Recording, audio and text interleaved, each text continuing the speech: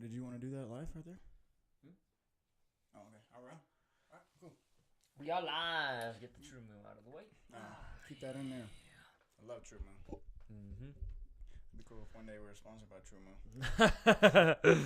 That'd be awesome. Yeah. Yeah. Yes. So today we are in what episode? Shit, I lost track after 3. Yeah, I can't count past close. 3. It's close. Mm-hmm. Not to 3, but quite a bit. To 7. Yeah, probably about 7.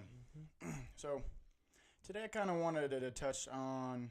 I said Today I wanted to really touch on like the political kind of side of things, but not get too political. You know what I'm saying? Oh yeah. With so like over the couple weeks that obviously we didn't take a break. I mean, you were on vacation in Florida and stuff, and you know I got a lot of stuff going on. Actually, got the big dreaming on you tonight, so repping it. A little bit busy, but I'm glad we can do it tonight because I've been missing. I've been missing you guys. Been missing your feedback. I've been missing all that stuff. So I'm really glad that we're back at it. Heck yeah, y'all. So I kind of really wanted to touch on. I did it again. Let me lay down a quick beat for you. Wanted to touch on like positivity and kind of mental side of things, not just the gym, but like just living, like healthy state of mind, healthy just everything, all in positive vibes. I talked to my sister. I got that bang going.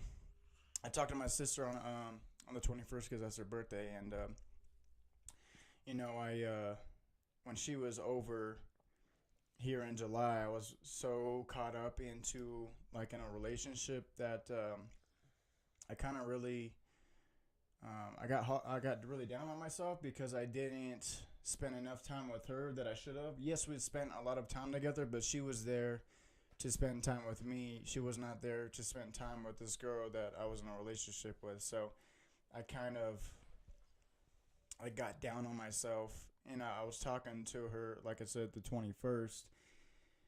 And, you know, she's, like, very forgiving. Her name is Bailey, by the way. She's very forgiving, and she obviously understands, you know, that I was going through that time. And, you know, she was going through a relationship with her dude that she was no longer with now. And it's like I put myself in that state of mind where I'm just thinking about something over and over. And I'm like, I'm not trying to find a way to apologize because, I mean, I definitely can apologize. But on the other side of things, you get so caught up into what you're really thinking about and what's like really honing in on your mind and like dragging you down. And it's hard to stay positive when you have something negative driving you. Not negative like driving you, but negativity kind of like, I want to say like, I mean, I guess on your mind, you know, and I really feel like that is a part of everybody's life. You know, if you have something on your mind that you can't sleep, you can't, you know, focus on really what you want to do, and it's hard to go forward. So like, you know, life is a mountain and you're a car, and if you get stuck in neutral, I mean, you're going downhill. So if you just focus on the negativity of things, and, you know, and sometimes it's hard to, you know, be a man and confront what you're thinking about to certain people, because not everybody thinks like you.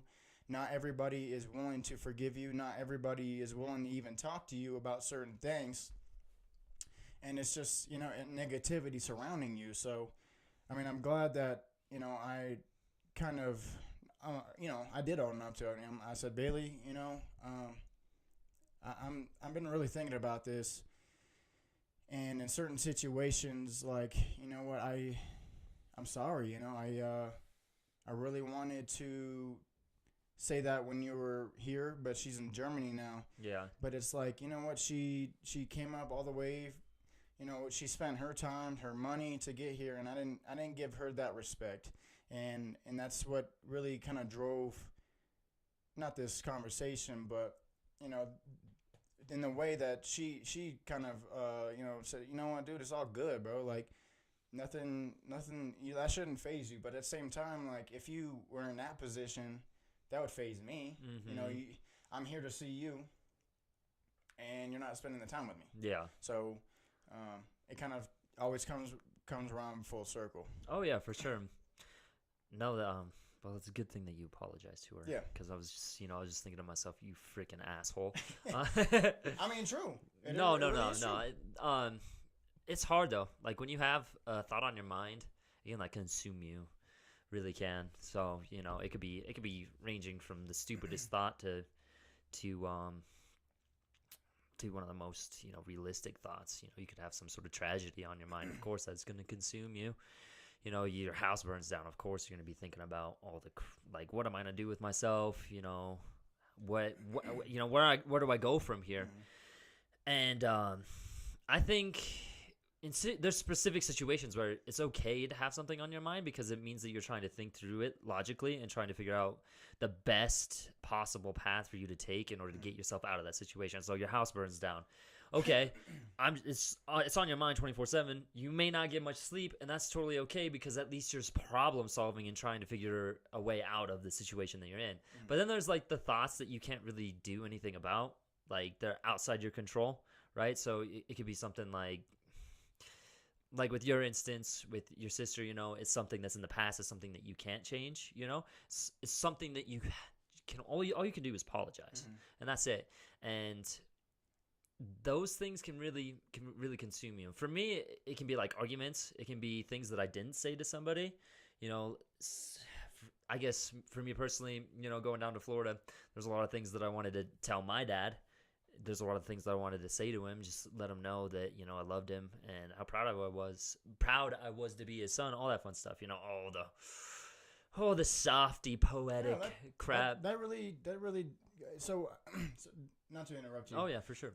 But I think what we get caught up as men, in that we want to stay that manly man, and you're not willing to show the emotions that are needed to get something past. Mm-hmm. And that, I'm gonna tell you a quick story. So my 18th birthday, me and my dad, my stepmom, and my stepsister went to their friend's Charlie's. And Charlie, he lives like in the middle of the desert, but it's not a suburb, but he's like on 5 acres. Mm-hmm. And he's like in the middle of nowhere, 5 acres in land in California, and like we're just having a ball, dude. Like on my 18th birthday, we're turning up, man. and my mom, or my stepmom, is pounding the whiskey, bro. She's passing that to me, bro. And I'm 18 years old, bro, and I'm 120, bro, maybe. And so I'm down there drinking my ass off, you know what I'm saying?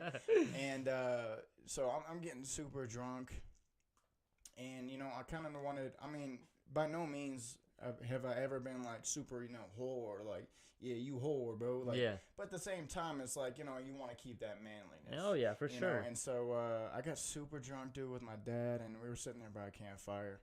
And, my whole life, I just wanted to, make my dad proud. Mm-hmm. And I think all men have that. Oh, yeah, like all little boys have that with their fathers, Exactly. So I sit down there, and we're talking about stuff, and obviously this is I don't know, this is 6 years ago. Yeah, almost 7 years ago. And so anyways, I break down, man. I start crying. And he goes, son, I ain't proud of you. And that's not the first time I've heard that, but that's the first time I've heard that. Yeah, like you felt that. Like I felt it. Yeah. And even though we were like turned up, bro, like, mm-hmm. and in that moment you're like, you know what? He's gonna love me no matter what. Mm-hmm. And I'm so glad that I have that relationship with my father, because not everybody has that. Not everybody has the father that's willing to sit down with the son and tell him, how the world is. And even though you could have problems with your father or mother or anything like that, at the end of the day they're gonna love you anyways. Oh yeah, for sure. So I'm sorry. No, that's a good rant. No, that was a good rant. Yeah, I feel like it doesn't hurt to be sentimental. I feel like a lot of us are just trying to preserve some sort of ego or persona about ourselves or how people see us. I think that's a big one, is how other people see us. I think that's one of the biggest things that people struggle with today, is how other people are going to see you. You know, is this guy going to look at me? You know, I start crying because I'm talking about something emotional. He's going to see me as somebody that's, you know, it's a little bitch, it's a little pussy. He's, oh, you're so feminine, you know. But at the same time, it's really important. I think that with life in general, it's too short to try and preserve some sort of bullshit persona that you've made yourself believe that you are. You know, it's like we all get caught up in this thought, and, you know, it can, for me, I guess this is a very good personal experience for me, is I still do sometimes, but I used to so bad get so caught up in the fact of, like, who am I? Like, how do other people see me? How do I see myself? Yada, yada, yada. Am I really the person I want to be? And, like, that's a good thing. It's a good form of self-reflection. But at the same time, I was like, maybe I want to be the badass. Maybe I want to be this guy. Maybe I want to be the more sentimental person. Maybe I want to be the class clown. You know, I just, like, started picking all these categories that I want to be. I was like, dude, just be. Don't focus on what you're doing. Don't think about what you're doing. Just do it and act through your body and through your soul into the world instead of through your mind. Stop trying to micromanage every thought and every action that you do, because it'll drain you. I know for me specifically, you know, getting back from vacation, there's a lot of things on my mind that consume my mind and kept me awake at night. And it just took a lot of swallowing my pride and being like, you know what? That for my personal journey, that's a lot of what it's been recently, is just swallowing my pride, teaching myself how to be humble again, because I get so much on my high horse that I just freaking think I'm the greatest thing ever, like I'm the shit. And then somebody comes along, and of course there's always going to be somebody out there that's better than you in some way, and so that person always comes along, and then I'm like comparing myself to that person. And I'm like, you know what? I could be doing a lot better. And that person humbles me every single time. And I love that. I love that specific situation. But yeah, so when it comes to maintaining this persona, I think people, it's actually a legit thing. So you have self-judgment fatigue, which is when you judge yourself, your actions, you micromanage yourself. You have persona fatigue, which is you trying to maintain this persona, this character that you've taken on. And then there's decision-making fatigue. And decision-making fatigue is just basically the fatigue that you accumulate making decisions day to day. That's why, like, if you look at super successful businessmen, like, who's the guy that created Facebook? I forget his name. Anyways, they'll set all their clothes out for the entire week, or they just have the same clothes that they'll put on, like the same outfit every day, because they don't have to waste that time trying to make the decision and wasting that mental capital on something as trivial as clothes. You know, because some people get so caught up in just picking out a pair of clothes that's like, well, I don't know what I should wear, you know, maybe this dress, maybe this freaking polka dotted bikini, I don't know. And this is a dude that's talking, so he's a cross-dresser. Okay, hop on a tangent. So my uncle, he had a roommate, right? And so this roommate got into a car accident. Well, he was riding a bike, and this car hit him. Well, the dude got really extremely hurt. That's enough. And was in the hospital, and Jeremy was just looking for an excuse to get this guy the hell out of his house. And he's like, well, Dave, I don't know if he's going to make it. You know, he's pretty much dead. So I guess I'll just start moving his stuff out, because he wanted to get him out of there. And that's not right. So he starts moving his stuff out, and he finds all these, like, lady clothes. He, like, opens up a drawer, he sees a bra, and then, like, starts, like, going through the drawer, and he finds, like, silicone boobs. And then he, like, keeps going through all of his stuff. He finds, like, all these sex toys, like butt plugs, dildos, dresses, wigs. He having himself a good He's like, holy cow, what the heck is this Dave dude doing? And then he has a flashback of his neighbor, right? His neighbor came up to him, and he said, hey, Jeremy, you got yourself a new girlfriend or something? Seen that blonde girl out in front of your yard watering it. He's like, no. I don't know what you're talking about. He's like, I swear there was a lady in front of your house, and it's all his buddy Dave. Damn. So yeah, be careful of your roommates. Always, if there's a blonde girl watering your lawn, be very careful, because it could be your roommate. Look at the shoulder definition. Yeah, look at the jawline. Look at the jawline. The jawline gives it away. So I kind of want to go into. I mean, I feel like somebody told me the other day that you need to kind of start coming out of your shell. You need to start kind of telling people who you are, and the way that I can do that is by telling people what I've been through and what my history is. And I believe I've told you. Stop. I believe I've told you a little bit about my mother and stuff. But that's where a lot of my problems come from. Can you, dude? There. I feel like that's where a lot of my internal problems come from. Even though I've been through a lot of counseling and stuff. So I was born in California, Lancaster, and that's in the high desert. I'm a desert rat. Desert rat. That's what people call me. But was making meth from the age of 3. But I've really never. I can't really say I'm from here. Yeah. When I was growing up and stuff, I lived with my mom. She had custody of me, and basically, she wasn't able to keep a job. She didn't have a high school education, and she was an alcoholic as well. So basically, we moved around from Grand Terrace. We moved to Ridgecrest, California. We moved to, it's all in California, but we moved to Tulare.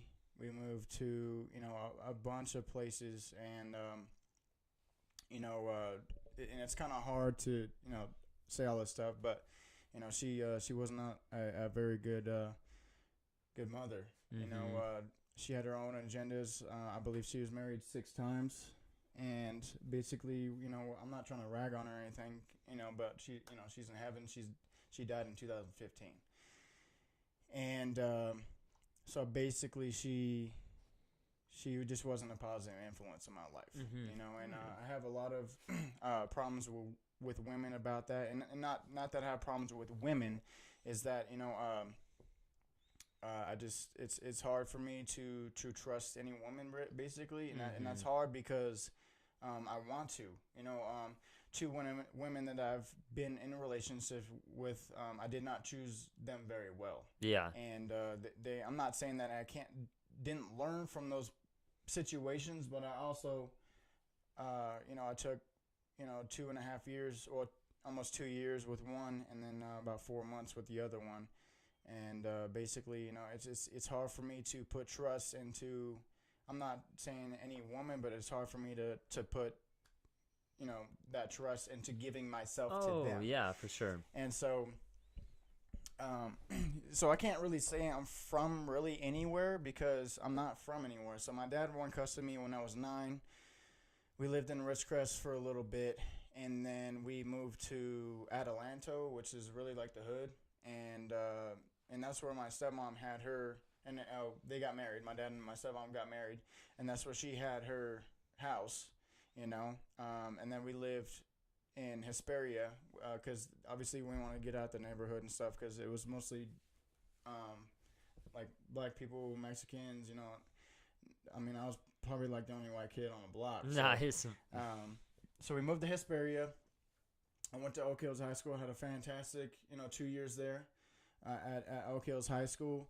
And then basically from then on, I went to the military from them. So after I got out of the military, I've only been here in Wyoming, Cheyenne, in the military because I got in trouble a couple of times, and that kind of made me stay here with being in trouble and stuff. So it wasn't bad, but at the same time, I wanted to explore, I wanted to get out and stuff. But I ended up buying this condo that we're doing this in here in 2015, and I've owned this for 3 years. Dang. So I've been been on my homeowner.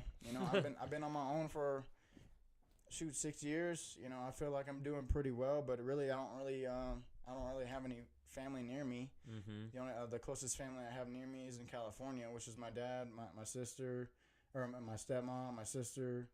My brother lives in St. Petersburg. I have my nephew out there in Ridgecrest as well, and I have my sister in Germany.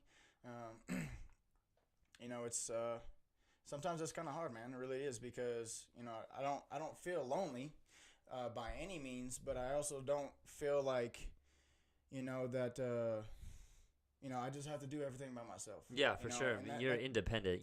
Yeah. I am. And it's kind of crazy because, a lot of my, obviously a lot of my friends have family here. A lot of my friends have, family, and during Christmas it kind of sucked too because my boy Bees, he just moved to California, but I mean basically, it was me, Bees, Jasmine, Brittany, her wife Brittany, and her family and stuff, and I'm sitting there like, and I'm like, this isn't my family. Yeah. This. And it kind of sucks, man. It really does. Being isolated like that. Yeah. No, I completely understand. When I first moved down here, I was at the dorms at LCCC, and then when I moved out of the dorms, she told me to pet the dog. Yes, I petted it. Petted it so hard. It so hard. I petted him so hard he stiffed my face. But when I first moved down here, I was in the dorm, so I was always around people. I was in a relationship at the time, too. It was a distance relationship, so I was always traveling every weekend. To Torrington? No, it was to Colorado. Oh, okay. But she was from Torrington. Like, we were from the same hometown. Yeah. We had, like, the same group of mutual friends and everything. And so here's my sob story. Anyways, I moved into my studio apartment, and we kept hanging out, but I could kind of tell that the relationship was kind of reaching its end, just based off of my experience in the past with relationships. And her family didn't like me at all, man. They hated my guts. They still hate my guts. I have a pretty bad reputation back home. That's probably why I came back up here, just because of the reputation that I've gotten back home. And it's not necessarily from the younger folks, because the younger people love me. I have so many friends down there, and we have great times together. It's the older population, which seems to be predominant down there in Goshen County. And they make the rules because they've been there the longest, which I think is stupid. But I came down here when me and her broke up. It was a rough time, and I had to be all by myself. Like, no friends, because I was traveling every weekend, so I never stayed down here and actually hung out with people. So I was finding myself isolated on the weekends. I was like, what the heck am I going to do with myself? But that was probably one of the greatest things that could have ever happened to me, in all honesty. That heartbreak is probably the thing that made me excel that much more and become that much better from that point on. Because after that, I was actually starting personal training at Gold's, and I was working at North Platte Physical Therapy as a rehab tech. Everything took off. Once I got through like that month of just depression and sadness and isolation, I started putting myself out there. That's when I started having all the amazing experiences, and that's when I actually started having the energy to put towards my work. So I always say, whatever heartbreak, whatever isolation that you experience, you should always turn that energy into something that you can use. Mm-hmm. Even anger can be used, right? You get pissed off, you can use that and channel it into something that's going to allow you to be better, that's going to allow you to grow, that's going to allow you to excel. I know when people tell me something that I can't do, for instance, when I first started lifting, it was, I tell people, I'm going to start building muscle, I'm going to be a bodybuilder. Oh, you'll never build muscle, you're just a skinny little guy, look at you. Or guys coming up and I'd start talking about fighting. And at the time I was really big into MMA, mixed martial arts, and jiu-jitsu and boxing, and I would go up and talk to them, and they're like, you don't know anything about fighting. I'd kick your ass in a fight. You're a tiny little guy. And, of course, it got me into a lot of fights because you have to go and prove mofos wrong. And but I used that anger and fueled it towards my workouts, and I just kept thinking about people saying what I couldn't do. And I was like, I'm going to prove you wrong, sucker. And I just used that anger to channel into something productive. And so I think that emotion can definitely help you fuel into something that allows you to become something better. But anyways, I want to go back. Let's go back in time. Rewind to relationships, right? What's funny is that men will always choose women that are like their mother. And women will always choose men that are like their father. So you have a girl with daddy issues. They don't know what who their father was. Yeah. They just go everywhere if they're just trying to find that experience. And then you have the instances where a girl always picks the asshole. Like, oh, she's always going after the asshole. There's obviously a pattern there. It could go all the way back to her father was an asshole. It could go to her first boyfriend was an asshole. It could go to the only people that she has fun with are guys that are assholes because they're not afraid to put themselves out there and be a little wild and crazy, right? Yeah. For guys, it could be something like, lay down. Say you lived with your parents for a while. You were a late bloomer. You didn't get pushed out of the nest till you're a little bit older. Those guys will most likely search out somebody that's more nurturing. They'll try and find somebody that will nurture them and that will be a mother to them and that will help them, navigate the world, be their partner in crime. Or you got the guy who's just always, been on his own. He's always done his own thing. He's always just been kind of a rebel. He's just going to go for whatever. He just wants a pretty girl, and then he just wants to dip out, And there's nothing wrong with that. There's nothing wrong with that. Well, I mean, if nobody gets hurt. Yeah, if nobody gets hurt. Yeah. And sometimes that can be a tough situation because it can be so abstract. Yeah. Because that one person convinces themselves that they're in a relationship with you, and then you never considered that. You never thought of that as a possibility. And then when shit hits the fan, and they're like, oh, I thought we were in a relationship. Well, we never formally discussed whether or not this was a relationship. Well, that always comes back to communication, and obviously, I feel like that's respect for somebody. I mean, if you're not looking for a relationship, I feel like you should, probably communicate that to somebody that you're talking to or anything. But on the other hand, if you feel like you're in a relationship with this person, you better let them know too. Oh no, that's we're dating. Yeah, okay. we're married. Basically, we're married. It's been 2 weeks. It's been 2 weeks. Stop. No, Dude, I literally just took him out and ran with him for like an hour, dude. He's a puppy. He's got all that energy, man. He's a young child. No, what's funny, when it comes to respect and communication and like all of these social skills, it just comes from experience and age, I feel like. When I think back 6 years ago, I was not nearly at all respectable. My communication sucked, and my social skills were absolutely terrible. And I think that if somebody wanted to get the edge on those that were around them, or just get an edge in the world, period, I would recommend just go out and be social with people, because those social cues are going to be the things that teach you how to interact with the world and how to navigate the world and how to I don't want to say get what you want out of people. That sounds really fucked up. But how to find the best interpersonal relationship with someone else to where you create a symbiotic relationship to where you're both benefiting, right? It's because that's what people want. What do I get out of this? And it's just something that's hardwired into human nature. And I feel like if someone were to just flip that and think, what do we get out of this? It could be a lot more productive, because then it's no longer selfish action. It's cooperative action. I get it. So I feel like, people use each other, and that's not a negative thing or a positive thing. It's kind of a mutual thing. So it's just human nature. Yeah, and the way that I use juice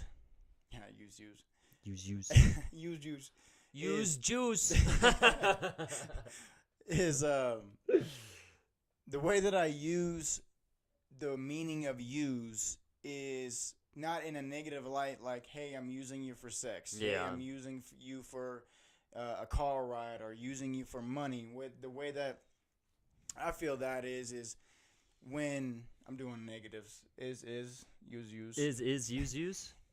The way that I feel the way that I feel like that is you could, be in a friendship with somebody and you be totally into that person, not like in a sexual way, but like, best friends. I understand stuff. if you're into me in a sexual way. It's totally cool. Not the way in the room, dude. But the way that I, interpret that is, you take something for the way that it happened, and don't kind of, it's hard to look back on something and not manipulate it the way that you want to. Mm-hmm. And that, dude, please, can you pet him? Jeez, he's getting on my nerves, man. Come here. I pets the dog. Pets the dogs. The way that you can interpret that is through experience. So say you had a really bad experience with one of your friends, and one of your friends, I don't know, you're talking to this girl and he starts talking to her too, and she's interested in him, and so like he kind of takes that like, hey, like this is my girl now though, like what are you gonna do, like not in a physical way, but like how about you show me that damn respect, bro? And let's and then the next time you kind of use that same mentality that happened to with that friend, as soon as you see that, boom, you are out of that friendship, and you can do that for relationships as well. I mean, shoot, you can, but the way that you are using that person is not in a context of material objects or buying stuff. You are using that person to gain experience in life, and so I use people all the time. I use my mother as an example. I use my dad. Hey, I want to be like him in this way. And you can do that in all kinds of situations. Oh yeah, for sure. And what I like, you got that True Move going. I love that. True Move, sponsor us. I think I'm gonna throw up. I drank too much True Move. So, I mean, and you can create that in any way, really. You say you want to kind of be like this person, but don't compare yourself to that person, because you're never gonna be Kai Green. If you want to be a bodybuilder, you're never gonna be him. Screw that, I'm gonna be Kai Green. But like in a way, like I'm already black, so be the best person that you can be. Oh yeah. Using your own name. But there's no reason why other people shouldn't motivate you at the same time too. Yeah, I mean, but don't compare yourself. Oh yeah, for sure. I mean, you that's a tough situation too. I would say compare yourself, but compare yourself in a way that's objective and not too subjective. As soon as it becomes subjective, now it's like it's a part of you. Now your perspective is you, like me type thinking. Like, why don't I look like this person? Why am I not as big as this person? Why am I not as beautiful as this person? Why are my nipples not as big as this person's nipples? Nipples,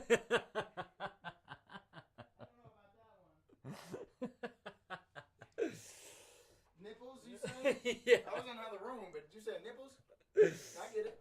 But anyways, I think that you have that person that's with you, that's pushing you, and you're seeing the changes. For instance, weightlifting, training, fitness, whatever. You have a training partner, and you're seeing the amazing gains that they're making. You're like, well, screw that guy. I got to keep up. And so, boom, you start working harder and harder and harder, and they push you into that next threshold. I think that's very valuable. Even with like competition, say you're competing in a specific weight class for bodybuilding, and you have that one rival. In bodybuilding, it's not like legit rivals. You're not talking shit to each other. At least I don't know that. I don't know exactly what goes on behind the scenes. They talk some trash, bro. Do they? Yes. Jeez. Phil, he'd be out there. Oh yeah, that's true. Throwing things and. Oh yeah, just like putting his freaking bicep in front of your nose. Or just like Nick Diaz and Conor McGregor. Yeah. Like they're throwing water bottles at each other. Sheesh. There is some beef, but I would say in the general sense, overall, I wouldn't say there's as much beef. Like MMA, there's a lot more beef. Obviously, football, there's going to be a lot more beef. But as far as bodybuilding goes, I think there's a lot less beef. But at the same time, you got, you're competing in a specific weight class, and you have that individual that you always compete against, and they're always getting better and always getting better. You're like, damn it, I got to catch up to this dude. I got to beat this dude. And so mentally, it just turns you on and drives you and makes you work that much harder. So, what I'm trying to say here is that when we compare ourselves to others, if we compare ourselves objectively in a way that motivates us to do better, and in a way that makes us more disciplined and makes us take more action, then that's gonna be a positive outcome. But there's the other side to it, because everything's a double-edged sword. You compare yourself to that person, you're like, I'll never be like that person. You put yourself down because of that, and that's something that you should definitely avoid. But sometimes avoidance, I feel like, is the thing that people are gonna automatically switch to. Like, what you resist persists. That's a saying that you hear all the time. Whatever you resist persists. If you're trying not to think about the bills, don't think about the bills. The bills are okay. I'm not gonna think about the bills. The more you resist that thought about thinking about the bills, you're gonna think about the bills. You're gonna think about the bills. Use that energy. The more you try and resist being angry at the asshole that's in front of you, the more it's going to persist. The more you think about your homework and how you should do it, the more you're gonna keep thinking about your homework and how you should do it, and it's just gonna prolong the procrastination, opposed to where you turn off the thinking mind and you just do whatever it is that you're going to do. So you thinking about doing this new project, stop thinking about it, stop resisting it. That's like in The Art of War. It's a book by I can't remember his name. So it's called The Art of War. Okay. By me. It's by me. And in this book, he talks about resistance, like the resistance an artist faces, and an artist could be anybody that's trying to create something, that they face in trying to create this project. It could be writer's block for writers, or blank page syndrome. Blank page syndrome is huge in the writing industry. It's where you look at a blank page as blank, and you don't know where to start. Mm. The biggest thing is just taking that first step and starting, even if the first page sucks. It's just keeping that momentum and starting, because there's always that layer of resistance that's keeping you from doing the thing that ultimately is going to be the best thing for you. I've personally experienced this with myself, with business, with my website, with my YouTube channel, with content. I'm always experiencing that resistance, and there's always something there that can kind of nurture me into feeling okay that this thing is here. It's like video games, right? Video games get in the way of people's dreams all the time. Mm-hmm. Like, oh, I'm going to, tomorrow I'm going to get a job. Tomorrow I'm going to get a job, and it's going to be awesome.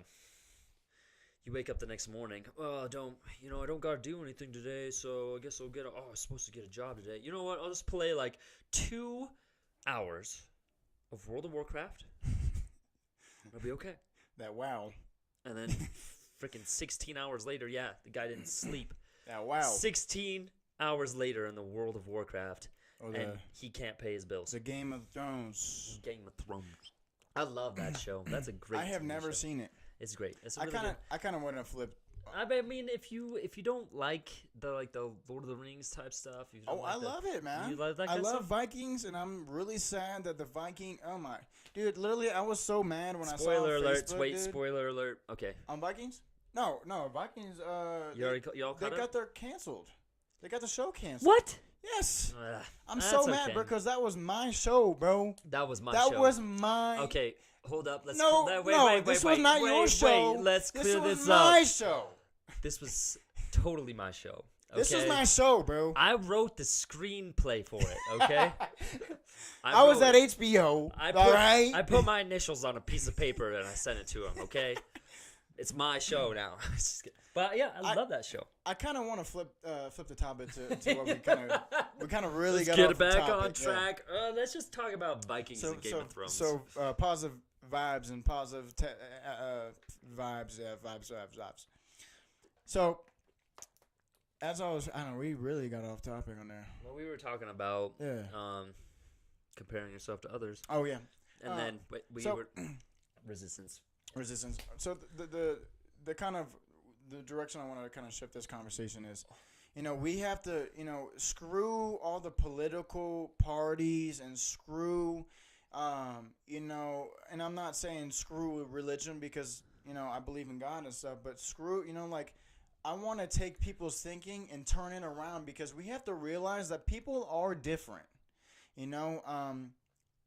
Before we did the show, I was doing a little bit of research, and I found out that 40% of America is Democratic. I believe 28% was Republican, and the rest was independent. And so we have to realize as a country, and we have to realize as people that people are different. And the faster that we can realize that people are different, then we can stop progressing. Mm-hmm. Progressing past what we all think. And that kind of comes in contact with, you compare yourself to this person. They don't have the same views. They don't have the same mentality. But just accept that, Mm-hmm. Like, if you're a Christian or if you're Muslim or anything, you're not supposed to, agree with being gay or anything like that. But at the same time, are you going to change them into not being gay? No. No, you're not. So it's like, boom, you're not gay anymore. Exactly. And it's like, you could not like it at all, but at the same time, it's like you're not going to change that person. Mm-hmm. Either, don't talk to gay people because you feel like they're, Satanists or whatever, that's fine. But technically have that view, because you can have that view. Mhm. It's freedom of religion, freedom of speech. But at the same time, what are you doing getting angry? Like when people really go and get angry and protest and stuff, what are you really changing? When you protest Trump and all this stuff, and do I agree with everything that the dude's doing? No, absolutely not. Personally, I agree with the letting him of immigrants, let them work, let them get the visa, let them get political, have them pay taxes, and if they can't, I'm sorry, but maybe you're gonna put the pressure on the Americans that are paying taxes, which please, like do a job, do work and stuff. We need the immigrants to do the shit work. We do, But there's a lot of people in the United States that could do that shit work. Yeah, but they won't. But they need to. That's the thing. Yeah, they need to, but they won't. So if we get rid of, what was it, like 412,000 immigrants that Trump was doing, poop. Oh, there we go. If we get rid of all of these immigrants, we're not gonna have the businesses will fail in that, But at the same time, it's like, how much of an impact are you making, really, with protests? Yes, is it effective? Protests are effective, but at the same time, it's like, can you just accept that people are different? They're different, dude. Yeah, they are. And because they don't have the same values and the same morals and the same political damn party as you, they're a bad person? Absolutely not. No. I work with a wide range of individuals. Yeah. And I know the topics that we need to avoid because I know it'll just turn into a debate. And I try and debate things pretty peacefully. Yeah. Well, when you debate, there's such thing as debating and arguing. Debating is knowing stuff. I feel like most people want to argue anymore. Yeah. Anyways, sorry. Well, that's right. People do want to argue, and people want to be pissed off at something. I was watching Joe Rogan the other day, and they were talking about somebody from Cuba. The dude, somebody went to Cuba. They couldn't get a flight back to America or whatever, and so basically, this dude bought 2 fish for this family that he was staying with, because they literally just took him in. And had a great hospitality and took him in. The dude bought 2 fish for him, and he's like, you know what? Hey, you can eat for 2 days off of this fish. What the Cuban dad do? He went to his neighbor and gave him the second fish. He's like, whoa, dude. Like, this is a different culture.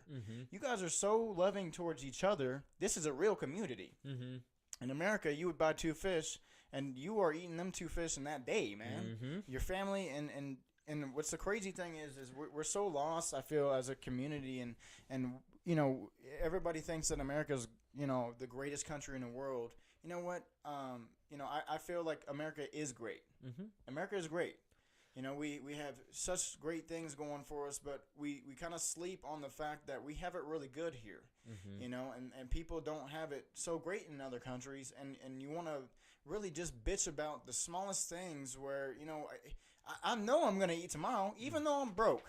I'm going to eat tomorrow, but how do you know, in Cuba or all these third world countries, they don't know if they're going to eat tomorrow.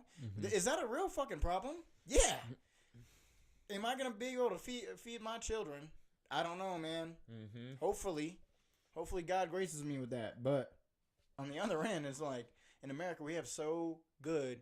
We have to try to pick out things that we have problems with just to get some, I don't know, something out of it. Something in your life. And some entertainment. Oh, yeah. People always want to be in pain. I think that's the biggest thing is people, we've been hardwired to struggle. Yes. Obviously. And if we don't have some sort of struggle in our lives, then it can potentially make us create more struggle. People that love drama are people that have it really good. They're usually retired old people, man, and they have all kinds of crazy drama. They're complaining about politics and complaining about this and complaining about that. And I think that you want to make sure that you're putting in place the right kind of struggles in your life, because there is positive struggle. There is positive pain. Absolutely. I mean, trying to grow, trying to become better, lifting, doing things that are uncomfortable, living new experiences. Those can all be incredible things. They can create some sort of pain, some sort of discomfort, because that's what people crave. They crave discomfort, whether they realize it or not. They crave some sort of conflict, something, whether it's fighting with their neighbor because they're freaking throwing their leaves into their yard, or because their dog always freaking barks in the middle of the night, and so they just want to drop kick the dog or some crazy stuff like that. It's always going to be, people want pain, they want conflict, they want drama. Yes. It's just who we are. On the other hand, it's such a mindset that, you go to, I don't know, say a certain job, and they're all bitching about their job, and then, they all want to talk about how bad they have it. Mm-hmm. Well, I personally want to look at it on the other end where it's like, you know what? I want to talk about how good I have it, because I like my job, or I like my situation in life. I don't want to keep on, complaining about things that don't exist. Yeah. You're just like, you know what? You don't even have to take the trash out. Like, really? That's what you got to bitch about? Yeah. On that end. So it's I personally want to keep the mindset, you know what? I make $14 an hour and I'm happy with it, because even though, I work long hours and stuff, I have a damn job and I can pay my bills. I maybe that's just the person that I am, and in that I like to see the positive sides of things. I really have changed my way of thinking since a couple podcasts ago, where I was just trying to find negativity and everything, and I really did, dude. Like, literally, that led me to waking up earlier, getting stuff done. Even though I have the day off, I need to get something done instead of, like you said, play video games all day, because I play video games for 5 hours, dude, and not even realize that I'm wasting away my day. And I feel like, I still do love playing video games, but I have a time for that. Hey, when it gets dark and I cannot get anything done that day, I can play video games. Yeah. But up until then, clean the house, clean the carpets, because he's a puppy and stuff. He's a puppy, man. I'll be taking him out and stuff. But he's just about 15 times a day. So, dude, I'm going to tell you this story real quick, man, and it's bullshit. So, I'm over there sitting in a chair, or sitting in bed, watching TV, and this was like 11 o'clock at night. And, he's on the ground and stuff. He's literally doing this, biting stuff. And I literally look over there, and I don't know what tempted me to look over there, but in the bathroom. So I'm literally looking over there, and I look at him, and he's about to take a shit. He's about, yeah. And so I say, no, hey, no. And so literally, I chase him around the house, and he still has this poo. He running around with this poo out of his butt, man. And so I'm really chasing this thing around. It's like, prairie dog. I don't know, bro. I'm chasing him around, bro. And he goes under the pan, oh my goodness, dude. This thing is funny, dude. And he literally looked at me as if to say screw you, bro. I'm taking this dude, and I'm chasing him around this house, bro. And he got this poo hanging out of his booty hole, bro. Oh man, I was mad, bro. Oh, that's so funny. I was mad. So, anyways, I was mad, bro. So, yeah.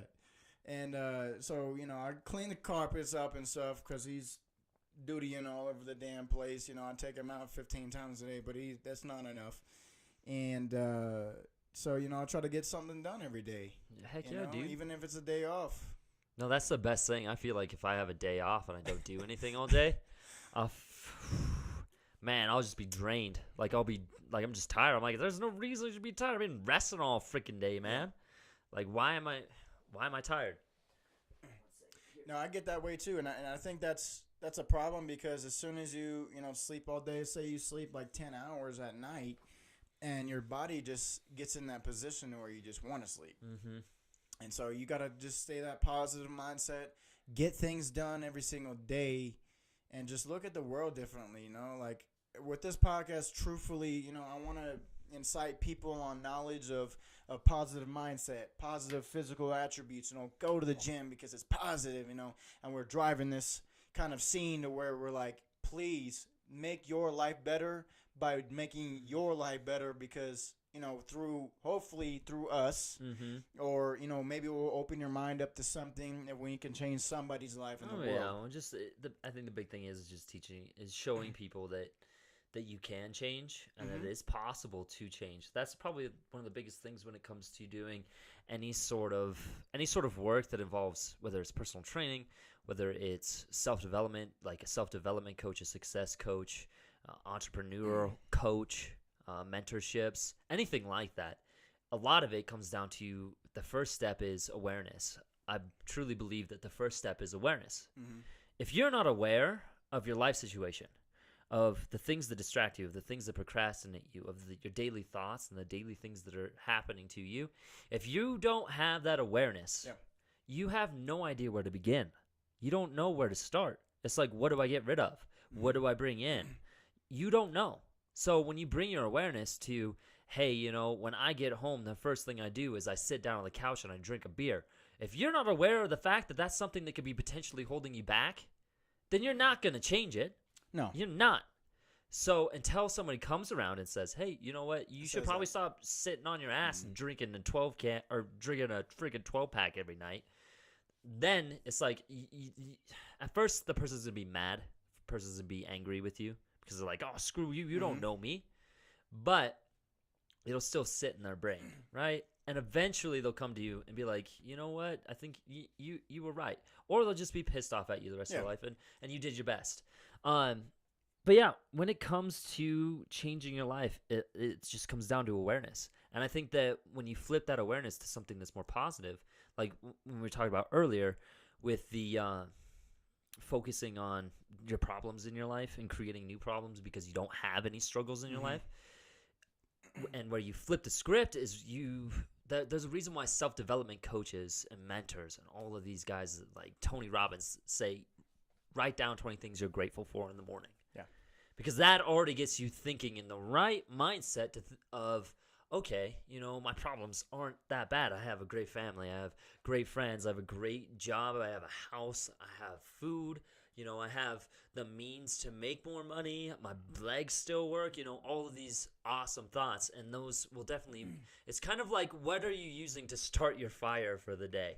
Are you using gasoline because you just want to start it up quick and just get going? Or are you going to make love to it, right? You're going to get some nice kindling and just stroke the, okay. Marinate. Don't stop. Yeah, don't stop. Well, and a lot of people are really guilty of this, and I'm guilty as well, is not reading. I really emphasize, if you guys have a book to read, go ahead and give it to me because I need to be on that.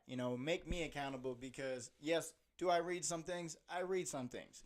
But, to make your life better, you need to read. Influence yourself. I would almost extend that out to being you need to read, and then you need to apply what you read. Exactly, yeah. Because a lot of people can just read and just like, oh yeah, this is this and this, and never actually apply it, and then the knowledge just goes into the back of your brain. Well, I think one of our podcasts we said if somebody reads something every single day, just doesn't matter if he or she thinks about it, they're gonna do it anyways. Or I forgot one of our podcasts we said if you read something every day, you're gonna know it. Oh yeah, what's crazy about reading and what we don't realize is that how much information that our subconscious stores. Yeah, we don't realize that. And then what's really cool, I think. Okay, so this is what I mean when you read something and you go and apply it. If you read something and you stay inside all day and you don't interact with the outside world, you're not going to apply that knowledge because there's no circumstance that allows you to apply that knowledge. Absolutely. To whereas if you're somebody who reads and then you go out and you live your life in the world doing your hobbies and doing your job and interacting with people and trying to be social and actually trying to find hobbies and trying to find friends, because that's the most important thing, and all humanity has been built around tribal aspects, and tribes were social, and so you want to make sure that you are giving yourself that that nutrition of social interaction. Well, people are lazy. Mm-hmm. You know, I'm not doing the general consensus. Well, I am doing a general consensus. I'm doing a general consensus, guys.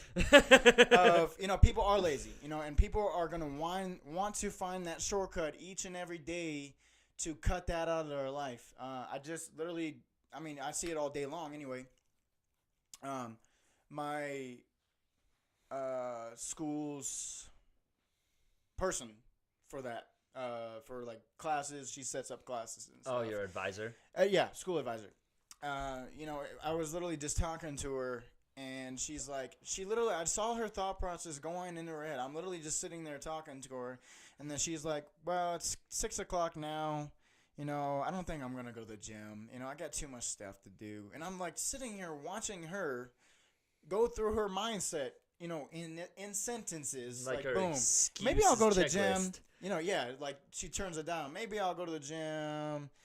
Actually, I don't know. Boom, like she lost. And that's not losing in the fact that, you lost for eternity. Yeah.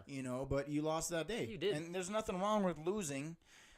There's because you learn from failure, but at least try. Mm-hmm. At least if I don't want to go to the gym that day, I will anyways. I'm going to attempt to do a workout even though I don't want to be there. And we always come back to the gym because that's what we know. Yeah, we know that. I'm gonna bench press you. I'm gonna lift the soul. I'm gonna deadlift the soul out of your body. Is that what you say to your girls? No, I don't. Come on, man. I don't do that. Gotta stuff. influence them, bro. I'm a virgin. I don't know what you're talking about. Okay. But yeah, when it comes down to all of this, for me personally, what helps me out the most when it comes to going to the gym, when it comes to getting a project done, when it comes to doing things that I don't really want to do, as soon as that thought pops into my head, like I should do this, I should go and lift, I should go and talk to this potential client, I should clean my room, I should do the dishes. As soon as that enters my mind, it's like, boom, go. As soon as that enters, just that it's not even a 1, 2, 3. It's just go. Like, oh, I should do the dishes. Go. I'm up and I'm doing the dishes. Don't and even think about it. Yeah, and my feet are moving faster than my mind before I can come up with an excuse that will actually give me some validity. What was it? You said 3 seconds. Oh, it was the 5 seconds. 5 second rule. But I don't fucking like that, dude. I'm not gonna. I do. I don't personally. I like just go. Just go, man. No, what I'm saying is before the 5 seconds, to make your decision. Mm-hmm. Yeah. Daw. But you realize I actually been listening to Russell Brand, and he's a really he drank the whole thing. What? Sheesh. That wasn't me. That True Moon. That's a good, bro. That's some good stuff. But I've been listening to Russell Brand, and he really is a smart man that holds himself to his standards. And he was talking. I'm kind of mixing up again the topics and stuff. That's okay. I like mixers. They're like my mixers. Favorite. I'm just kidding. I hate mixers. He was talking about the universe. Oh shit! Oh man, and, I'm not ready for this. You are ready, fam. Oh really? I'm gonna put you into that wind world, that wind world. Just don't go inside my wormhole. And he was actually talking about like 2 realms. Like, and obviously he's a yogi, and he practices yoga, and he takes DMT, and he experiences all kinds of different things, and. And what kind of brought that up is, you're like, do this, do that, clean the dishes. I'm sitting here like, dishes don't even exist. Like, dishes don't exist, Jake. Just make sure they're not there. They don't exist, but I don't exist, you don't exist. But there's like a spiritual realm and there's a physical realm. And what he was saying is that, you kind of, obviously not once you die, but when you go into these trips and stuff and you start seeing different things, you realize like we're kind of in the matrix, but we're kind of not. We exist in this realm, but there's also another realm. And I don't know, it's kind of interesting. That kind of just let me off topic a little bit. But no, that's freaking insane. It makes is. me think of like alternate realities. Like, is there other alternate realities that stem off of from the choices the choices I make? Like, it's like Rick and Morty. Yeah, it's like like I could like move to Cheyenne, or I could go to UW.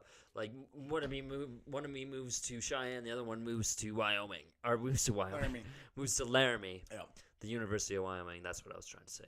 I'll get it. And then, like, I get it. all these pathways just branch off of that. You know, it's like, Off of that one decision. what if there is that alternate reality where I'm living a completely different life? Mm-hmm. It's like, whoa. Could be. Am I choosing the right path? It's like, if I were to, like, go back in time, it's like, did I choose the right path there? Is my alternate reality better than my current reality? Bro. It's I'm jealous of him. Yeah, exactly. That's that didn't go in the military, and he balling now, bro. He had in the stacks, you know what I'm saying? He's selling that meth in the desert. I don't know about that. Maybe, I don't know. So, yeah, that's really an interesting kind of thing because you just never know. With my big dreaming, you know, that pinky up, bro. So the pinky up represents, and I had somebody asked me this the other day, what does a pinky up represent? A dislocated pinky. And I did dislocate my pinky. So I'll tell the big dreaming story first, and then I'll tell the dislocated pinky one. So, because obviously that's my sign, pinky up. So pinky up means, in yoga, it's the spiritual pinky, you know, the spiritual finger where, you know, you have your pinky up and stuff, and like you're spiritually connected to yourself, basically, because yoga is all about yourself, you know, self motivation, self everything else, self respect and stuff. So. In other communities, pinky up obviously is, you know, classiness, very educated, and pinky up also means in I think Hindu I believe, basically just another spirituality, like you're one with God, and like you know some cultures, you know, pray with their pinky up. It makes me think of like Naruto. Naruto, the anime or the anime where they do like the weird hand symbols. Yeah. So anyways. I don't know. Maybe they pray like that and stuff. I don't know. Just because, you know, I want to educate people, and we're talking about with this podcast, you know, we put the pinky up because we want to educate people on changing their lives and changing their minds. So with the one second. Sorry. The shocker? So with the shocker, the pinky is the part that goes in the butthole. So. Okay. There you go. Thank you for that. Yeah. You're a virgin? You're lying, bro. There's the internet, man. Okay. So yeah, I dislocated my pinky. What was it? 2 weeks ago. So I go in the gym. You know how I had it, bro. I'm in there getting a workout in, bro, and I'm like, you know what? I'm gonna ball out today, and I got a nice little shot on me, bro. I'll throw that thing up, drop it down in there. Steph Curry like. Anyway. See, I do that, but I blow Achilles. I didn't do that, but. So this dude, my boy Nima, he rocket ships a ball to me, dude. Like, and I was going for a oop because I can dunk a little bit. Jealous. It's like rim grazer, bro. Like, don't be jealous of him. Anyways, it's like so he throws this ball like, and I'm talking about hard, bro. So I go up and I'm like, I'm reaching for the stars. I see a dunk in my future, bro. And so basically it straight up just hit my pinky. And I posted it on Facebook as well and Instagram so you guys can see it. But yeah, that thing was dislocated. It was pretty disgusting. It wasn't dislocated. It was dislocated. Yeah. You know what I'm saying? It was disgusting. That's what it was. It was hanging off my hand is what it was doing. Oh, man. Oh, that's brutal. Yeah, dude, it was. See, man. you don't want that shit to happen when you're doing the shocker either. That's no, dude, because then at that point it's not a shocker anymore. It's just shocking you know. It's a shock you, bro. You're shocking me. Oh, why can't you pull it out? So as soon as I dislocated my hand, like literally, I got so mad, bro. Like. So when I get hurt, I get angry, bro. Oh, yeah. I come out of the basketball court, and I'm telling you, the basketball court at the Gold's Gym is cursed, bro. It is. Because everybody get hurt in there, and I'm clapping. You know what I'm saying? But so I get so mad, dude, and I walk out the damn gym. I walk out the door of the door in the basketball court. I'm like, and I tell somebody, I'm like, hey, go get my bag, yo. And I'm like, I go to my buddy Muhammad, and I go, hey, we gotta go. Look at this thing, bro. and so he started laughing at me. I'm like, you see this damn pinky? Come on, yo, let's get the hell out of here. So he's taking his sweet time, dude. He is taking his sweet time getting his stuff ready. And I'm so mad, bro. And everybody around me acting like I'm just about to get in a fight and stuff. Yeah. And so, like, literally everybody's, like, looking at me. Yeah, on edge. And they're like, what's going on over there? And I'm like, look at this damn pinky. And I go up to my older friend Bob, and he's like 80 years old, and I show him. He goes, "Oh my goodness." Like, yeah. That's such an old guy response. He goes, "Oh my goodness." And so I get mad, and I go out there, and so we go to the ER. Not the ER, but we go to the cheap, poor people, because I'm poor. Poor people ER, and they tell me stitches or whatever, quick care. Yeah, quick care and stuff. And this is what they tell me. She's like, "So what's going on, sir?" And I show her the pinky, bro. I show her this pinky, and obviously it's like over here. Yeah. And she goes, "Oh my goodness, what happened to you?" And I said, "I dislocated my pinky." I think. I don't think it's I don't know if it's broken or not. She goes, "Well, we can't do this." And I'm like, "You can't. This is aren't you? Yeah. Aren't you? You're supposed to be my doctor. This is your job. This is your job." And so, she looked me right in the face, say she can't do it. And so me and Mohammed go to the ER, and they go, "So what are you in here for?" And I again. So on the pinky, I said, "Pinky up." Well, you're at least representing, man. It wasn't pinky up; it was pinky sideways. And what's crazy is I go in the ER and I FaceTime my mom. She goes, "What's up?" And I show her the pinky, and she goes, "That hurts." And I go, "Yes, it does, Mom." And so she stays on the line and stuff. And so they put the shots in there, and it's getting numb and stuff. And this the lady doctor, she tries to put it in 2 times. So she's steadily trying to put this pinky back into place. And what happens is like the tendon got caught up in the bone or something Illuminati stuff. Yeah. And that I don't understand.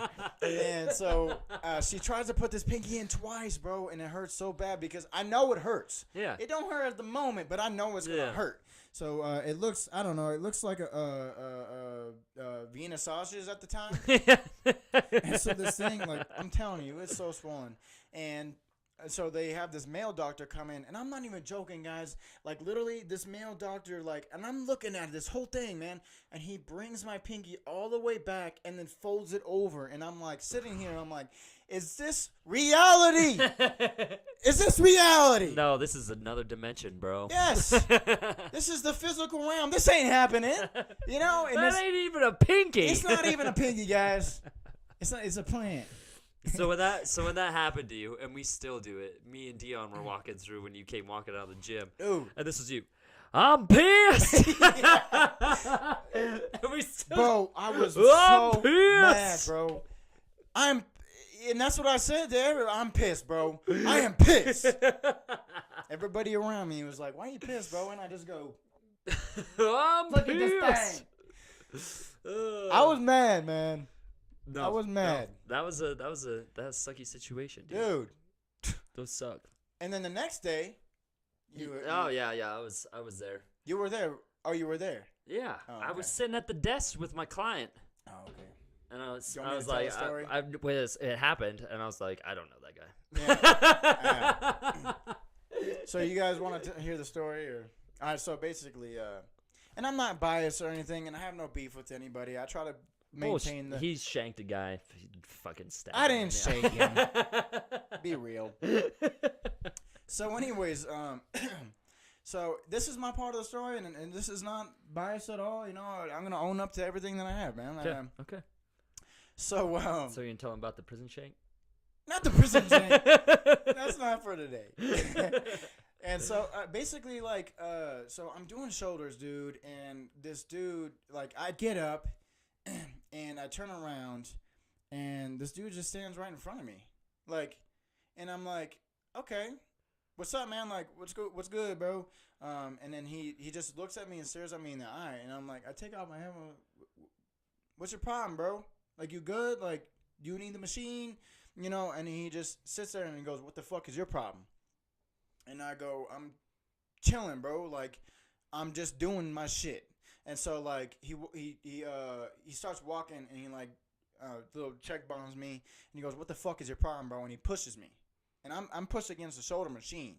And so I'm like, okay, what are we doing this, what bro? The hell is this? And so, like, literally, I look at him, and I just pull the trigger, bro. And I hit him with my fucking pinky hand. And there's no power behind it. It was probably the fucking, it was like, yeah. Teletubby. That's what motherfucking Teletubby hit, bro. And he hit me in the head. right here in the eye. Didn't it wasn't hard or nothing, and then we square up, and then they Split it up. split it up. So it wasn't no big thing. Yeah. See, I don't have no problems with the dude. you won't anymore because I killed him. So. Wow. Yeah, you're welcome. Thank you. It's pretty easy. Yeah. Like I said, I don't have no beef with him. You know what I'm saying? Like the miscommunication. The thing was when I killed him, I punched him with my good hand. So. Oh. But you didn't kick him, no, huh? No. No, you didn't kick him, no. I knew my weakness. Okay. Yeah. I should have known mine. Yeah. Pinky. I should have. Oh, fuck. With the split hand, boy. Yeah. How do you like that? I said pinky up real, and bro. just like pinky's gone. He broke it off in his eye socket. Oh man, that's gonna. Can I get my pinky back, please? Yeah, bro. That's so funny, bro. Oh, that sucks. I didn't hear your side of the story. So what did you see? So I was just sitting there, and I was talking to my new client now because I made the sale because I'm pretty good at that. Okay. I think. Be humble about it. Yeah, I'm suck. I'm suck. I'm suck. I'm a carp. I'm suck. Okay. Anyways, right. I'm sitting there talking to her, having a good time, and all of a sudden I start hearing all this loud screaming and yelling and hey, and then I look and I see you squared up. I think you were stepping this way. You were stepping towards like the desks and everything, right? Yeah. And then I couldn't see who the other guy was. And I was like, what the fuck is he doing? Is he shadowboxing? Is he shadowboxing somebody right now? No, you were fighting somebody. I was like, oh, okay. And like nothing happened. They split it up. And that was that. And then I seen you like walking in circles, and you wanted to come over and talk to me because you kept trying to make eye contact with me. And I was like, we can't make love right now. I know it gets me all hot and heavy when I watch you fight. But I mean, you know what? But at the same time, like I I'm from California, bro, and this fights that happen all the time, man. Yeah. And like literally, I go right back to lifting. And Geronimo comes over there and said, "Hey Kyle, I'm gonna look at the cameras, bro, but I don't know if you're gonna." I asked him. I said, "Am I gonna be a member here anymore?" Because that's my main concern, man. Yeah. That's like my fucking home. Yeah. And so he goes, I don't know. I'm gonna have to look at the cameras. And I go, oh. Okay. Well, I'll be looking. I'll be looking for another gym here. Yeah. But no, it worked out good, man. Like I said, Geronimo's a good dude. Just a good dude. But they nothing really happened. Didn't have any evidence because I killed the guy, so he couldn't say anything. Where'd you bury him? What? Bury. You said what? We were talking about Cheerios, man. I don't know what you're talking about. Yeah, bury the Cheerios. No, yeah. That always sucks. I've had those few situations where things just start flying. You get hot-headed, right? We're not even thinking, man. Yeah, I had it happen in wrestling all the time. I mean, wrestling, of course, is a physical sport as it is, but I had my arch rival. Fuck, I hated that kid. He's all right now. But man, back in the day, I did not like him. We did not like each other. So rivalry started sophomore year, and we were just rivals from then on. I won't say what we were rivals over. I stole his girl. But it was one of those things. Anyways, he's gonna watch this and challenge me to a fight. I was like, that's a false story. We're gonna fight again. Okay. Well, maybe we will. But I'm kind of a pussy now, so I don't fight anymore because it scares me. I pee my pants. Pee your pants. Anyway, Peter Pan. Peter Pan. So we were in gym class my junior year. We were playing this game called Saturn Ball. Saturn Ball is a ball that looks like Saturn, and you can kick it into a goal, you can throw it into a goal, or you can shoot it into the basketball hoop. Mm-hmm. Well, he's down on the ground trying to grab the ball, and I was being an asshole. I was being a real dick. I guess that's kind of part of my personality. I'm having hard times coming to terms with it. I bought extra toilet paper because of how much of an asshole I am, but it doesn't seem to work. Okay. Anyways, he's trying to pick up the ball, so I keep shoving him down onto the ground, and then I steal the ball from him, and I get up and I start running. I'm running down the court, and I can see him out of the corner of my eyes, just barely in the nick of time. He freaking blindsides me hard. Yeah. I'm able to catch myself with one hand, and I stand back up, and I just freaking take this ball, and I hug it as hard as I can. Smacks him right in the dome. Yeah. So we're coming towards each other. I'm like, I'm going to lay this motherfucker out. So I start stepping towards him, swinging back, getting ready to just drop a nuke on this dude. Yep. And Tyson steps in between us. He's like, oh, dude, God, bro, break it up, guys. It's okay. Blah, blah, blah. I'm like, dude, I about killed you, man. Anyways. Year later, we're in wrestling practice. We're playing this game called Trash Can Ball. Yeah, I know. We have all kinds of weird-ass games that involve all kinds of weird balls and mechanisms. And yeah, anyways, Trash Can Ball, you take a trash can. Wrestling is touching a bunch of guys. Now you're playing with a bunch of balls. So. Well, let's just say I know my way around a Speedo. Oh, okay. No, do a thing, man. Cheap hooker days. That wasn't even from wrestling. Anyways, we're playing trash can. Goodbye, guys. Trash can ball. You have a trash can on one side of the mat, and you have a trash can on the other side of the mat, and then you have like a little like dodgeball that you use to put into the trash can. No, I get it.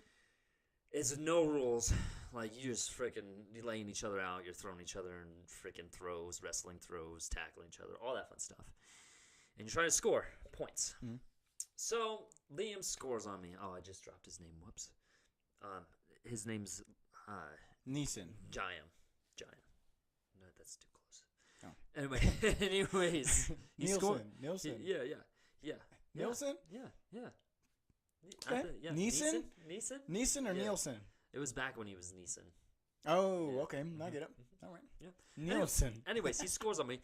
Gets a what in my face? Oh, that pissed me off so bad. Oh, it made me so mad. Mm-hmm. So I'm like, all right, motherfucker. He comes back to try and score again. So I suplex him, and I throw him hard. And I get back up, and I steal the ball from him. Flashback. I'm running with the ball. Yeah. Out of the corner of my eye. See this dude circling. I'm like, dude, you can't do the same row twice. I'm going to know about it. So I stop, I plant, I throw my shoulder like this. He tries to blindside me. My momentum's going into him. He just like, oh man. It was like he hit an unstoppable force, even though I am way beyond an unstoppable force. Oh, wow. Godlike. I get it. Anyways, he like reaches like Very this. humble of you. Very humble of you. Fingertips across my chest, and he barely grabs onto me. He tries to suplex me. I'm able to stay up. Now, what is a suplex? So it's where you're behind somebody, you grip them like this, and you throw them backwards. I was thinking it was like a type of pancake or something. Oh, no. Or maybe like that's a souffle. Something that you saute. I don't know what souffle. Souffle. It's too fancy, man. I'm too broke for that. You know the French. Fuck the French. Souffle sounds tasty, and I can't afford it, so I don't know the word. Yep. So, anyways, this dude throws me or tries to throw me, and I'm just pissed. I'm like, you can't do the same thing that I did to you. That's not how this works. Of course, I was probably in the wrong at the time. Because you're God. I think about it. And so I swing back like this, graze his nose, and I stand up. And he's like, puts his hands up, and he's like, come on. Didn't even take me. Oh, man, I don't even know how fast that punch flown, but it flew pretty fast. And my thing is when the trigger is pulled and it's game on, and I know I'm in a fight, I black out. I just, and then I wake up with somebody pushing me, and, so, anyways, he puts his hands up, let's go, boom, boom, I nail him right in the dome, black. I wake up, coach is pushing me, stop, shoving me backwards.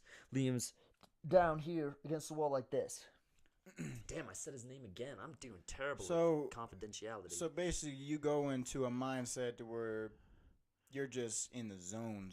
Well, I don't even know what happened. I was told what happened. You're in that mental realm. Mm-hmm. You're in. No, I was sended the mental realm. I was in the fucking spiritual. You Kamehameha that dude. Yeah, I went Super Saiyan fucking 8. Yeah, bro. I don't know what Saiyan these 8? mean, but you did it. Yeah, I did. I did. Gravity was on my side. But apparently what happened is I threw that left, nailed him. He flew back into the wall, and I apparently closed in because, like I said, I don't remember. And who knows? I heard like 5 different stories. Damn. I just tried to piece it together with all the stories that I heard, but you get all the angles.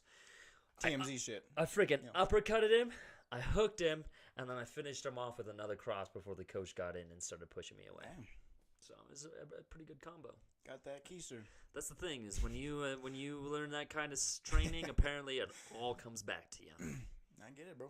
But that's what's scary. My family is a history of doing that, and you can. That's the Viking blood. You can almost kill fucking people doing that shit, man, because you don't know what you're doing. Yeah. You're just angry. You're just doing it, and you're ready to see blood. Mm-hmm. Just blink. we're going to have to go ahead and wrap this thing up. Yep, we're talking about our fight stories. Yeah. Well, thank you so much for viewing, guys. I hope you guys had a good time, because I did definitely. Mm-hmm. I definitely had a good time. Good time. You know what I'm saying? I like this lighting. It makes me look so man. majestic. I'm like, damn, I'm over here peeking. I look like Halsey. But, well, thank you for viewing. We're going to be, obviously, posting this on YouTube. This YouTube streamed right now, so it's going to be available tomorrow at 7 a.m. If you did, if you missed some of it, if you didn't, good thing on you. Yeah, thank you for sticking on YouTube around. as well. Mm-hmm. My Instagram, KTFit42. I'm also going to be having BigDreamingApparel.com ready in about 2.5 weeks. So stay tuned to that, guys. Call me out on it. Give me a book to read, man. I'm not joking about this. I'm going to try to read this book. Keep me accountable. Yeah. Do it. Keep me accountable. And then that's on YouTube, or if that's on Facebook, or if that's on Instagram, go ahead and DM me. I'm not going to promise that I can read the full, I'm not going to read everybody's book, but I will pick a book, and I'll let you know what book I come up with to read. Oh, my gosh. This is so intense. Dude, I can't. This thing is, I don't know. I adjusted it for you. Oh, thanks, man. So KTFit42 on Instagram. We're also going to have 10th Dimension Podcast on YouTube. Please subscribe. Hit that like button. Hit that subscribe button. And yeah, just do it, guys. Cool, please. Man. How do I follow that one up? That was insane, bro. I'm getting to a tens over here. What's up, guys? My name is Jacob. If you don't know that already, well, now you know. Instagram, Jacob Preston Fitness. YouTube, Jacob Preston Fitness. Facebook, Jacob Preston _online trainer. Wow. Look me up. Check me out. If you like it, cool. If you don't, that's cool too. Kudos to you. Stay tuned. Yeah. 10th Dimension Podcast on YouTube. 10th Dimension, y'all. Big dreaming. Good. And if you have any more comments, questions, feel free to comment down below. Like the video. Share the video. Sure. Always helps us out. Every like that we get, we always get more views, which is awesome. And maybe eventually we'll do a little giveaway for all the people that come in and like or subscribe or so on and so forth. I was truthfully thinking about giving away Big Dreaming shirts to people that, say you have like 10 shares of 10th Dimension Podcast. That'd be pretty sweet. 10 shares of 10th Dimension Podcast. And I'm not saying official because, I got to get the thing right. But, Dude, you're gonna give these people blue balls, man. Blue balls. You're tempting them. You're teasing them. That's a good thing. Blue balls? No, I hate blue balls. I hate blue balls, man. So thank you for viewing. Stay tuned. Love y'all. Peace. Chicken.